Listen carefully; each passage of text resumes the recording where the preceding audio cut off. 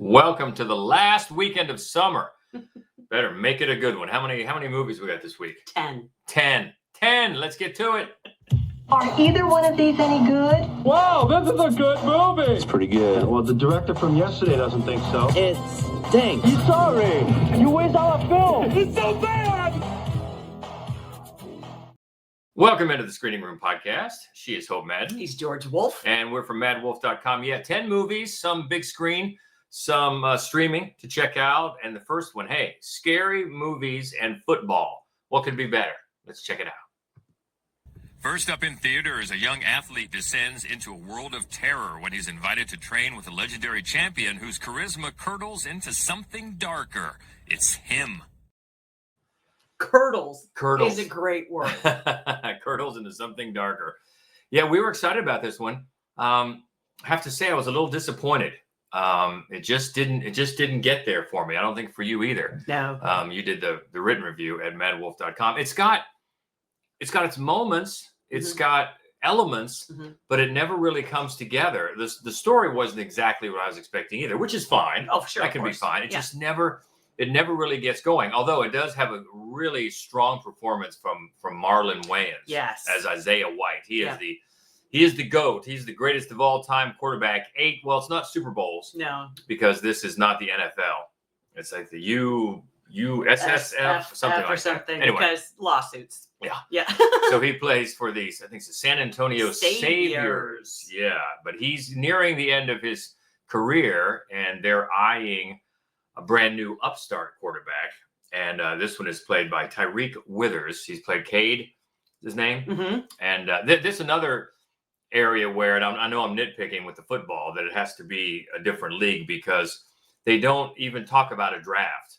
Like the Saviors are going to see if they can just sign him. Of course, in the NFL, you got to draft somebody. You got to have a crappy record the year before, or do a trade to get the, don't want to go down that road. The point is, we're going to let that go because this is a different league and they have different rules, and they are looking at maybe signing Cade, this new upstart, except he's coming off a really freaky, weird injury. That's right. A mysterious injury. And so his agent works it out that because he misses the combine, and so the Saviors are not going to take him, nobody's going to take him, he may have to sit out a year, and then instead Isaiah White, the GOAT, has invited him to come to his house out in the middle of the desert and he was going to work with him for a week. And he's got a big training compound. And then the Saviors will maybe look at him as his replacement as he plans to potentially retire this coming season.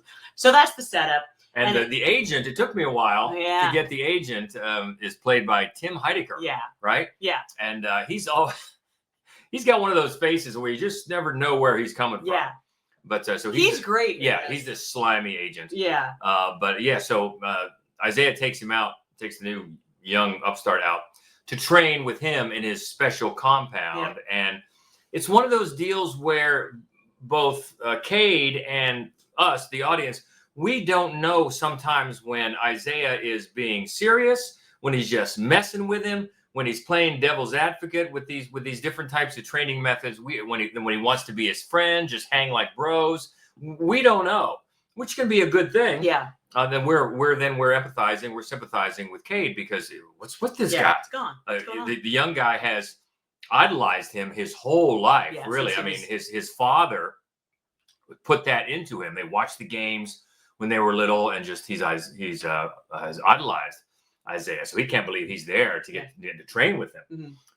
And then it gets weirder and weirder, these training methods, and darker and darker and bloody and you wonder where it's going. For me, that was one of the weaknesses. I mean, there are some cool production set designs. Oh yeah. Production designs, cinematography, some cool sequences, and again, strong performance by Marlon Wayans, especially. But I just always wonder, okay, where are we going? And then when it finally gets to that the bloodletting in the final act, it almost seemed like a necessity. Like, okay, we have to spill some blood, so here we go. The whole point of this to me seemed a little lost, and it was a little plodding and dull along the way for me, story wise. Yeah, the movie really is it's two different movies kind of colliding, and one is it's kind of a social commentary on the idea of sort of the gladiator idea of masculinity, that you it's a fight to the death, and that is what makes you a man, when in fact you're really just the puppets for the people with money who are paying you to entertain them. That's an interesting conflict, I think, at the center of this movie. And I think that there are moments in the film that are really powerful where they allude to that without saying it outright.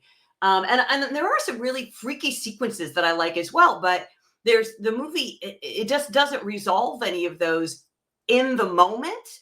I feel a little bit for Tariq Withers because his character is really asked to be so wide-eyed that he never stops and goes, well, is that person dead? You know what I mean? He's just like, yeah, I guess that's how training goes. Like, you just think, I don't buy that. But the second half of the movie, not like that it's divided first half, second half, but the other is throughout, but the other side of the film is supernatural. And I don't think that works really at all. I think that actually, given the the sort of social commentary that's throughout, I actually feel like the supernatural bringing that in weakens that. I think it just pulls the rug out from under a much more interesting story that's being built concerning sort of capitalism and white supremacy and things and violence and masculinity and traumatic head injury and like much more interesting concepts that I think they just weaken when they finally go full horror in this supernatural way. Yeah. I don't think the payoff was satisfying. And we were talking before we started recording, and we're not going to give it away, but there is a moment, a death, let's say, that you don't really get to see on screen, and I wonder why. Yeah. It's sort of like, oh, that would have been. You see a little bit of it. You're like, you see the aftermath, but you're like, oh, I kind of would have liked to have seen that. Yeah. But it's just it's not as satisfying as it could have been. It is divided into certain chapters. Yeah. As he each trains. day of his training has a title. Yeah, and then I do think there are times when you can really see some inspiration from Get Out. There are some story moments, and Jordan Peele is a producer here. Yeah. But you can kind of see... Justin Tipping is the co-writer-director. Yes, I'm sorry, we didn't even mention that. Yeah, he's the co-writer-director. So you can see some inspiration there, which I can understand that. But when they're going down that road for some of the social commentary that you were talking about, it kind of pulls up and goes for the supernatural element, which sort of neuters it a little bit. But I mean, it's not terrible. No. But it's just, especially if you're like us and had really high expectations for this, you're just kind of left wanting. I always kept waiting for it to really get moving, despite some strong sequences here and there. It just never really did. It really did for me. We mentioned Wayne's great. I think Heidegger is great. Naomi Grossman is, for me, I thought the most interesting character in the movie. And really weird and unsettling and fascinating. Yeah. She doesn't have a ton of screen time, but she's not one you'll forget. Yeah, and she could bring in another element that isn't really explored, like super fans, and groupies. She is one. She's a super fan. And by the way, she's going to be a special guest this week on our other podcast, Fright Club. Yep. It's just about horror movies, and we're going to be talking with Naomi about this movie, obviously, and a bunch of other stuff she's been in. So check that out. We're going to tape that, I think, later today. Yeah. But that's a cool, another cool character with some good visuals when she's on, but just another road where isn't quite there. Kind of alludes to it in the background and never kind of explores it. Yeah. But so all in all, not terrible. No. But I think we were both disappointed. Just wasn't as satisfying. High expectations. High expectations. Not as satisfying as we had hoped for him, and that's in theaters now. Next up, two strangers who meet at a mutual friend's wedding have the chance to relive important moments from their past, illuminating the path that led them to the present and gaining the opportunity to change their futures. It's Margot Robbie and Colin Farrell in a big, bold, beautiful journey. It's not a rom-com. It's not a rom-com, although there are moments of, levity and amusements. It's a romance fantasy, which isn't one that's a genre that's high on our list. But I'll tell you, having won, we had low expectations for this one, and it exceeded them. Yes. This is really nice and sweet and well done for a movie like this. It helps to have these two leads, obviously, Colin Farrell and Margot Robbie. That helps. But it's smartly written and directed. The director is Kogonada, who Columbus. he did Columbus, and we love that movie so love much. that movie. And then he did After Yang. Oh yeah. Yeah, and so this is the same type. Right. It's deliberate. The pace is not particularly fast, but it knows where it's going and confident about getting there. And it's well written. And the writer Seth Reese wrote the menu. The Menu. That was one of my absolute favorite movies that ever came out. That was just a masterpiece. Just God, biting comedy. So funny. This is not. No, nothing like it. No, but it's still very well written and performed and put together as Margot Robbie and Colin Farrell, these two strangers, and they both going to the same wedding, and they both have to end up renting a car, and they rent the car from this strange agency. What's going on? It's run by Phoebe Waller-Bridge and Kevin Kline, and they're strange, and they're also very insistent about getting the GPS. You must get the GPS. So they get the GPS, and the GPS is voiced by Jodie Turner. Yes, Queen. Turner. Yeah, Queen and Slim. It's one of those where you're like, I know that voice. Yeah. I know that voice, and she's got a great GPS voice. It really does. And so you find out pretty quickly that the GPS has some plans for these two strangers to meet and to get into the same car when one of the cars breaks down. So now they're together, both controlled by the GPS, and can be taken to the series of doors that take them to different parts in their life. Maybe it's back to high school. Maybe it's back to the High School Musical that as a boy that Colin Farrell was in, or moments with their parents, which are especially sweet and sad and heartwarming, and all these things as you learn about these characters and how they might fit with each other, because obviously that's where we're going with this. And because they're two incredibly attractive people right, in the same car. Yeah. You meet at a wedding. We're both single. What's up with that? Yeah, that's... but they especially on Margot's side, they broach that a little bit. But it all seems very natural, but still fantastical. And it really has a musical sort of vibe. A movie musical, stage musical. There is one musical number, but it's not a musical. But there are posters hanging in the background. They both were musical fans when they were in high school. And it's got that sort of fantastic vibe about it that helps all this stuff go down a lot easier. And then it gets to, it reminded me a lot in what it wanted to do with, it reminded me of The Life of Chuck, when it wanted to go back in moments of your life and find some meaning. And it didn't hit for me with The Life of Chuck. Right. I talked about that, how disappointed I was in that movie. But this one, it does. And you could have your tissues handy for some moments, and they're really well acted. All the supporting cast is great. You've got Lily Rabe plays Margot Robbie's mother, and then the guy from Midnight Mass who played the priest plays Colin Farrell's dad. And so everybody's really, really good.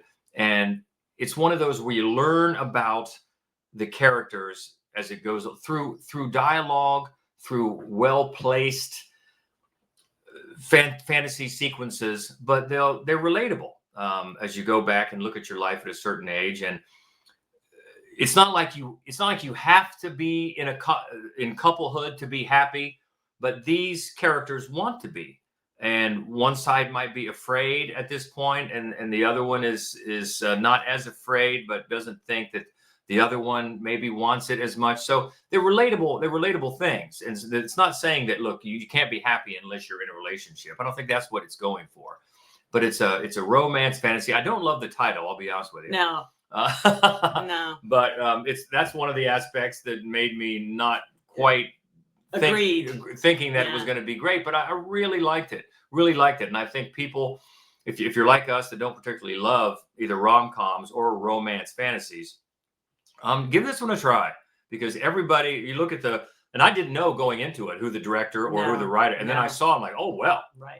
Now I want to see this. I knew the two leads were good. Yeah. That I expected, but then I saw the writer and I'm like, well, heck, this should be good, and it is. And especially if you've seen any of Kogonada's work, you know the sort of pace It's very controlled, Beautiful, so well crafted. Yeah. He's got a style, and this fits right in with it. And these two leads and the supporting cast, really good. So would recommend this one for sure. It's a big, bold, beautiful journey in theaters now.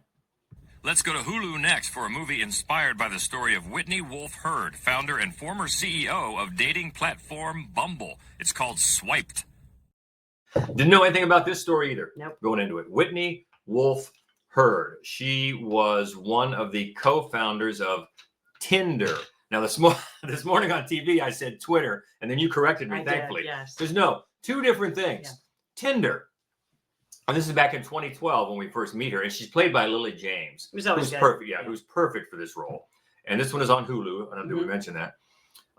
And so she comes in idealistic. She wants to get in on this tech startup because back in 2012, Facebook had just had their initial IPO. So everybody in tech was seeing dollar signs. We got to get the next one, the next app.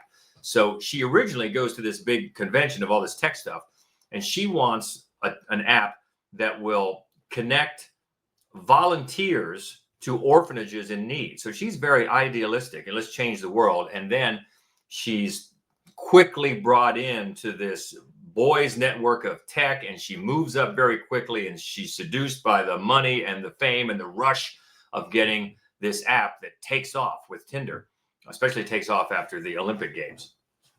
And it is interesting to see how it got off the ground. I mean, how much of this is 100% gospel, don't know, because it obviously, I mean, the text on the screen, the director, Rachel Lee Goldenberg, is very upfront. They took liberties. And because of what happened throughout her life with this firm that developed Tinder and then leaving that firm, she had to sign a non-disclosure agreement. So she couldn't officially consult on this movie. But you're getting a version of her story that is very favorable to her. The characterization of Whitney Wolfe Herd is not that, there's not a lot of edges to it. Yeah. She's very sympathetic. And I'm not saying that she's not, because she probably did go through a lot of this boys network, and she eventually sued for sexual harassment. And they make it known in this movie that it was very traumatic, and she came out the other side, and then she founded Bumble. So it was doing just fine.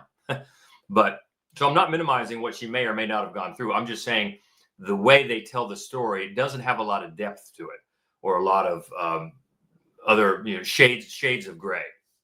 And because of that, then you kind of assume that it's a streamer, as it is. Yes. Because they just seem, we've said it over and over again, that's how these movies seem to be organized and crafted and built. It's meant for, we're not going to go that deep because attention spans are not that deep in a streamer. We're assuming that they're not.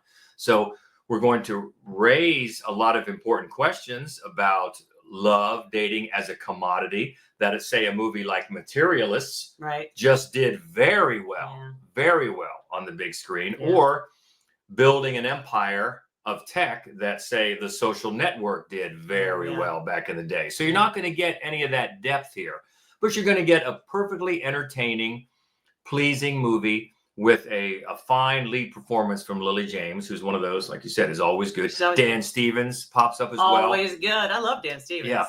Yeah. And if you didn't know anything about the story, as again, I didn't, it may take some twists and turns that you didn't realize. And then you want to go Google, as I did, this woman and what happened and what she's doing and all that. So it's an interesting story, and it's perfect for a streamer. I don't think it's very long, maybe an hour and a half or so, right? Mm-hmm. And so it fits with the Hulu and the streaming type of model. And then you're going to have to look for more depth. You're going to have to look for it on your own. And you may be motivated to do that. But it's perfectly entertaining. It's not great. And it's called Swiped. And it's on Hulu right now. Next up, two young men during World War I set out to record the lives, voices, and music of their American countrymen in the history of sound. This is not made for streaming. This is made for paying attention to. It's a beautiful film, just gorgeous. And Paul Mescal and Josh O'Connor play two young men. At 1917, they meet at a conservatory. Paul Mescal's character grew up in Kentucky, and his mom and dad would play and sing on the front porch. And he was born with this tremendous gift that he doesn't just hear music. he can see it. It has a color, it has a taste, it has a texture, and it gives him this tremendous depth of love for music. And so that's how he winds up at this conservatory. And he's having a beer, and he hears somebody just sort of picking away at an old country folk song in the next room. And Josh Connor plays a man who collects almost compulsively folk songs before they're lost forever, like songs that were not ever written down or recorded. And he travels, and he had done it since he was a child. He just was fascinated by these songs. So the two fall in love in 1917 and are separated by World War I. And when Josh O'Connor's character comes back, he proposes that they walk some of the countryside and collect some songs before they're gone. And so they embark on this journey. It's a beautiful love story. It's gorgeously shot. It's very restrained. And they're a great pairing. Josh O'Connor has that sort of sharpness in his features and in his characteristics that offset.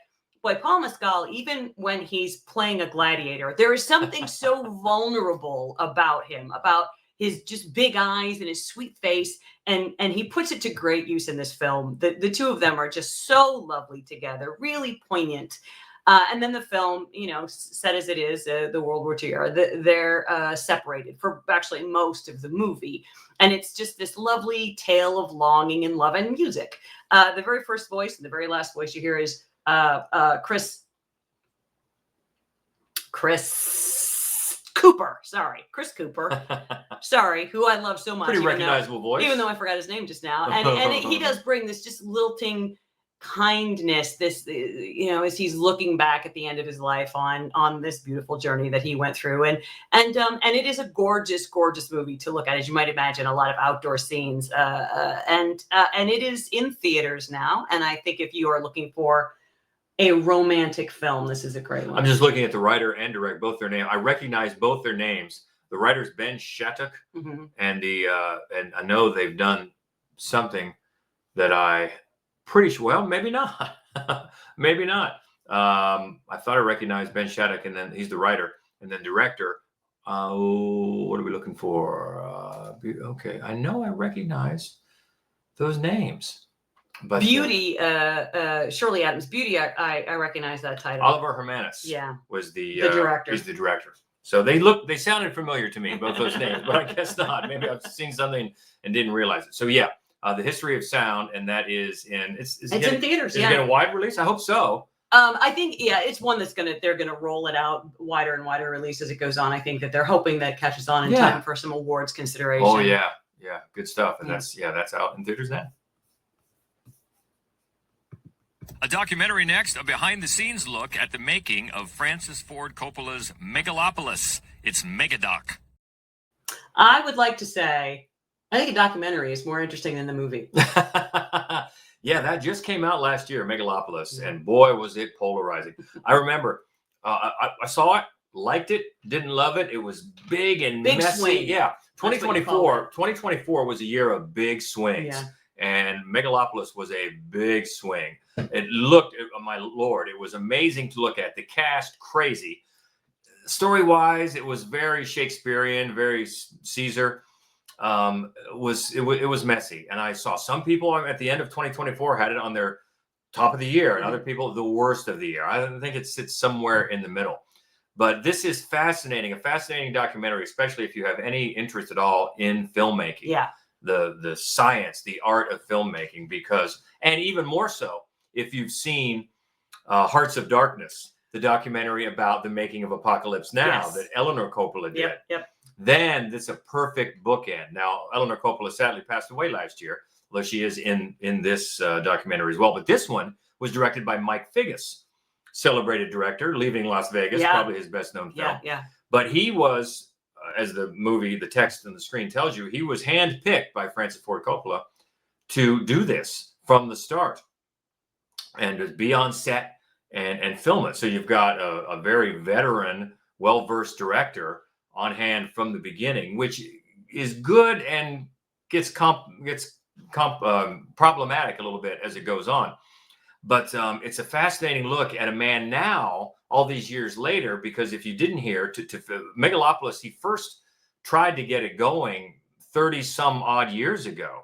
And this has been a project decades in the making. And he was willing to put up his fortune. He sold a stake in his winery to get the money to film this. And so that meant that he didn't really have to answer to anybody, which is an incredible freedom that he didn't have on Apocalypse Now. He kind of did. Well, he did, but at the same time, if you've seen the movie, he was worried about, number one, his health, and also just losing everything. He was going to lose it all. He didn't have the type of money then that he does now, or the winery, I don't think, or anything like that.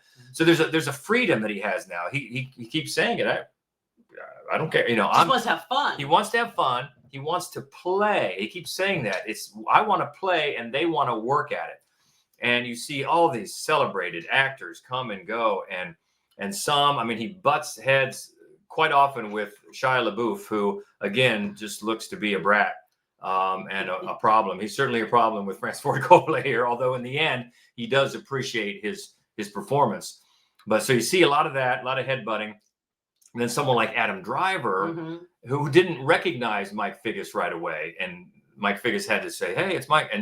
And then once he knew who it was, he was a little more willing to come out and give his views. But he's a lot more calculated and not wild about it. Other people, they come and go. Aubrey Plaza, she's a hoot. Jon Voight and Dustin Hoffman. And you see how some of these actors, they want to try different things. They want to do it his way, then try another way, and then maybe not always sure exactly why the character would do this, as a lot of people that watch the finished film weren't either. But sometimes Francis Ford Coppola goes back. He has this trailer he calls it Silverfish, and it's this big silver trailer. And when he gets fed up with it, he just goes in there and directs remotely when he just wants to, I'm done with this. And so it's problematic. He loses half the crew, walks out at one point, and it's a really interesting look, again, if you're interested in filmmaking, at his broad creative process at this point in his life, how movies get made, the conflicts that can pop up along the way. And again, a great bookend if you've seen Hearts of Darkness. And also you see little bits of the original production. They did start to film Megalopolis back in 2001 with some different cast members. Yeah. You see Ryan Gosling had a part, and you see some of the early table reads, and also some of the early green screen shoots where Ryan Gosling was involved in that. And then Figgis juxtaposes that with the finished product that wound up on the screen. So it's fascinating. It's fascinating. Even if you haven't seen Megalopolis, it's a fascinating look if you're interested in filmmaking. Oh, absolutely. You may want to go back and see Megalopolis, because it's an amazing technical achievement. It really is, even as messy as the story gets. But I would definitely recommend this and you should know pretty quickly if this is your thing, this behind the scenes look. Now, it does go a little bit long. It seems a little bit self-indulgent. That's where Mike Figgis inserts himself into it a little bit more, where you think, okay, are you abusing your privilege here a little bit, where you should be more of an observant fly in the wall? It gets a little messy there. So the runtime bloats a little bit, but still very interesting for fans of filmmaking. Yeah. And that's in select theaters now, called Megadoc. And next, movie star Marlon Brando recruits a Los Angeles architect to build the world's first ecologically perfect retreat on a small, uninhabited island in Tahiti. This is Walzing with Brando. We've been seeing those pictures of Billy Zane as Brando for a while now, and yep, he looks like him. Oh yeah, it's unnerving. I mean, he looks just like him.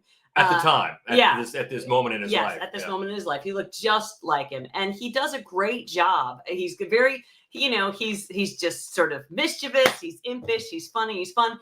He's charming as Brando in this movie, and but unfortunately, the movie is not about Brando. He's very much a side character. It is about the architect played by John Heder, Napoleon Dynamite, who. He's based in LA, but Brando brings him out to Tahiti to build this on what is considered an uninhabitable island that Brando owns, to build this complex that can be done ecologically safely.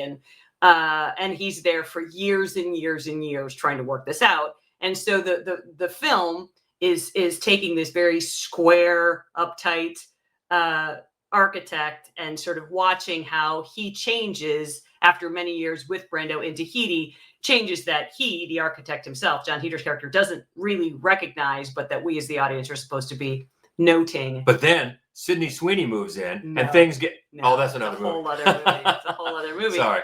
It might have made this one better. Oh! Billy Zane is great. They never ask him to act, not for a second. They ask him to be sort of funny and mischievous and impish, and that's absolutely it. They ask a lot of John Heater, and but also right at the very beginning, he breaks the fourth wall. He's talking to the audience, and I understand that too. He's a square. We're squares. He's taking us with him on this journey to go hang out with Brando. What's that going to be like? I understand the approach. But he's not very good. The writing is awful. It's so cloying. It's so hokey. There are so many moments where he and Brando share a moment where Brando's being weird and he's being a square, and then they stare at each other like for a beat while the audience, assesses the situation. It's so like something you might have seen bad television in the 1980s. It's so poorly directed. Yeah, and that's what I was going to say. In defense of John Heater a little bit, because I love seeing him in a role like this. Yes, absolutely. The script is a tough... Yeah. It's tough to do something with it. It really is. Yeah, it really is. And it's just, it's so unfortunate. And the other thing that he has, going against him, John Heater, is that Brando's right there. We don't give a shit about this architect. We don't care if he's telling a joke right now. We don't care if he's interested in the stewardess, even though his wife is here on the island with him. We don't care. Because, first of all, Brando is just a much more interesting persona anyway, but also, Billy Zane is doing a very good job of keeping our interest. So just, it was so disappointing. And I don't know if I had high expectations as much as I was very eager to see it. I was eager to see what Billy Zane could pull off. I was eager to see how they built a film around this. And I was just wildly disappointed in this movie. Yeah. Yeah, that's too bad. And Waltzing with Brando is in theaters now. It is.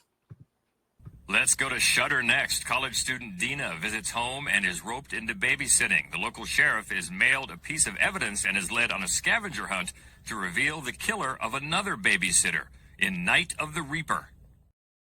Ooh, look at that poster. Skull in the clouds. It's going to get nasty. This is kind of a fun movie. It's set in the 1980s. And, babysitter horror 1980s. So that's kind of fun. And it opens with the big kill. And then the whole rest of the movie is sort of the aftermath of this kill in this same small town. And another young woman returns from college to this town where this murder happens. And she's asked at the last minute to babysit. She doesn't really want to, but she ends up doing it. And it's for the sheriff. And the sheriff actually is going to be out for a long time because he keeps getting these surprise packages that are reigniting an investigation of last year's murder of the babysitter and linking it to a handful of other murders that have been going on for the last few years. So he's tracing this, and he's maybe not being as calm and cool and collected as he's supposed to be. So maybe he's getting himself into some trouble. But the point is, this babysitter is kind of on her own with this kid for a long time. And as you might imagine, is now being targeted by the killer. And so there's something really interesting in the sleight of hand that is afoot in terms of the mystery that is being solved. As we figure out, of course, the whole point of it, who is the killer, what's going on here, why is this happening right now, what do these clues mean, what is it all leading to?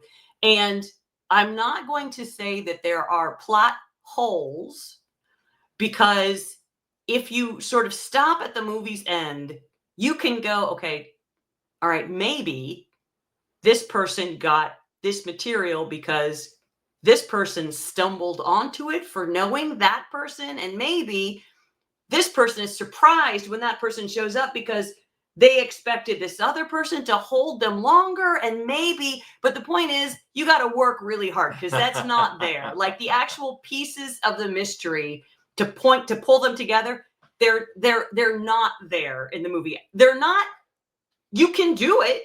you can do some Olympics in your brain and figure out how all of these could have potentially come together. And I like that there's not a lot of exposition to go, there's no Scooby-Doo moment where they go, this is how we knew everything. Yes, thank you for that. Yeah. But it's not a true definitive plot hole. No. Because usually when you have it couldn't have happened. It contradicts itself. Right. It's logic. It's Right. a problem with logic where you have to kind of twist yourself. Oh, okay, maybe. There's, it would be too much of a spoiler to be any clearer about what I'm saying. But I think if you watch it, if you don't work at it, you're just going to be going, this couldn't have happened. It's all very interesting and fun, but the mystery at the base of it can't have been solved in this way. If you work really hard, you can see how the mystery at the base of it could be solved that way, but you got to work at it. So that is probably a flaw. It is a flaw in the film. But on the whole, it's not, it's on Shudder. And it's a fun 80s set. There you go. Babysitter horror movie and enjoyable. Right. There you go. Back to the streamer again. Yeah. You got Shudder. It's spooky season. Yeah, that's right. Babysitter horror. It's got sort of an 80s vibe to it, the way it's shot. It does. It's set there, but it also has a very VHS feel about it. So heck yeah. Fire it up. Yeah. Night of the Reaper on Shudder. Next up, after fleeing the UK from a job gone wrong, a down-on-his-luck hitman is forced to babysit the son of his new crime boss and show him how to become a man. It's London Calling. And the kid is from It, right? Mm-hmm. Love that. Yeah. Jeremy Ray Taylor. That's right. I believe is his That's name. right. That's right. The pudgy one. Autumn Embers. Yeah, from It. Yeah. Love that. He's great, actually. He's great in this movie. Rachel Willis reviewed this one for us at MaddWolf.com. And, I think I'm not sure what my expectations were pretty low for this one. It's a theatrical release. And at first I assumed it was a streamer. And it stars Josh Duhamel as well as Jeremy Ray Taylor. Josh, it's called London Calling because he screwed up a hit in London. And now he had to get out of Dodge before some bad people took him out. So he's doing essentially the exact same job, but he's doing in LA, which is much sunnier, better weather. But to keep the job, he also has to help his boss's son, the kid from It, more babysitting, become a man. And so he takes this kid along with him on some hits, which is there's such a moral ambiguity that's really quite funny in this movie. But the other two is that these two are so charming together. They really, really are. They have the best chemistry. They're a lot of fun together. The comedy, when the movie kind of clings to that buddy comedy sensibility, it's really quite a winner. It wins you over. It's charming. And there are some other really funny lines. The British boss comes looking for Josh Duhamel and you said, who you bored, weirdly perfect bone structure, which is always funny. Because, I think if he is a hitman, you'd be like, I feel like people would remember that guy. He's very, very handsome. Anyway, so there are just some great lines in the movie. It's pretty slight. It's very predictable. As much as some of the dialogue can be funny and some of the performances are strong, the plotting itself is very predictable and you know where it's going. But it's fun, it's so much better than expected. Rachel really enjoyed it as well. Just thought it was a good time. Yeah, so check her review out at MaddWolf.com, and you can find London Calling in theaters starting this weekend. Next up, the story of two people who have loved each other and continue to love each other even after one of them dies. It's Another End. Now, this one, I believe, is day and date. Yep. So it's in some theaters, select theaters, but also you can find it on streaming as well. And this one was reviewed by Adam Barney at MaddWolf.com. And he was disappointed, especially with some of the talent involved. Yeah, I think it's funny because this seems like a week of high expectations not being met and low expectations being exceeded. Because, excuse me, this is Gael Garcia Bernal and Renate, I don't know how you pronounce her last name. Renate? From The Worst Person in the World. Yeah. And she's really good. She was also in another one about the teacher. Yeah.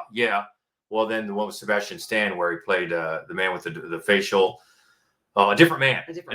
She's always good. She's always good. She's always really, really good. And Gael Garcia Bernal. Resvay? Yeah. We're gonna say.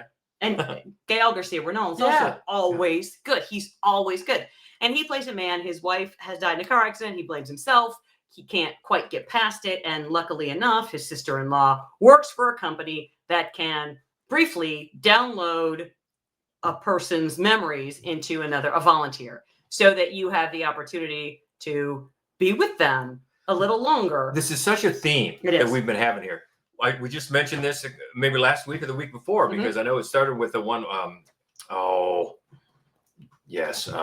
see, and I forget the name of it. And I just had it last week as I brought it up, where you're living in your dreams and then you can stay with this person through your dreams. And we're seeing this again. Yeah. Interesting. I think the AI is making everybody realize that, because I think there is already a company that's saying that once someone dies, you can send them all of their text messages and emails, and then they will create AI, and your dead beloved one can email you once a week, all new messages.